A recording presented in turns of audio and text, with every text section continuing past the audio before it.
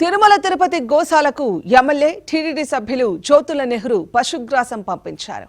తూర్పుగోదావరి జిల్లా చగ్గంపేట నుంచి తిరుపతికి ఎండుగడ్డి లారీలను ఆయన చెండా ఊపి ప్రారంభించారు. ఇప్పటివరకు 26 లారీల పశుగ్రాసం టీడీడీ గోశాలకు తరలించామని జ్యోతుల నెహ్రూ అన్నారు. ఏడాదికి సరిపడా గడ్డిని నిల్వ చేయడమే ప్రధాన ఎజెండాగా ముందుకు సాగుతున్నామని చెప్పారు. ఈ సీజన్లో సుమారు 50 లారీల ఎండుగడ్డిని సేకరిస్తామని తెలిపారు.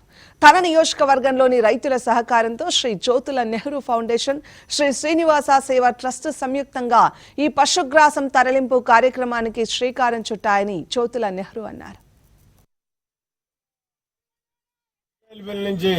ఒక 6 లారీలు తిరుమల తిరుపతి వెంకటేశ్వర స్వామి గోశాలకి గడ్డిని పంపించడం జరిగింది. ఈ 6 కాక ఇంకొక 2 కెల్లంపూడి నుంచి బయలుదేరాయి. మొత్తం 8 లారీలు ఈ రోజు వెళ్ళడం జరుగుతున్నాయి. గతంలో 18 లారీలు పంపాం. ఇప్పటికి 26 లారీలు గడ్డిని తిరుమల తిరుపతి దేవస్థానం గోశాలకి పంపిణీ చేయడం జరిగింది. ఇది జ్యోతుల నెహ్రూ ఫౌండేషన్, శ్రీనివాస సేవా ట్రస్ట్ ఆధ్వర్యంలో ఈ కార్యక్రమం జరుగుతుంది. దీనికి రైతులు, ఇక్కడ మా నాయకులు, కార్యకర్తలు అందరూ కూడా సహకరించినటువంటి పరిస్థితి కార్యక్రమానికి.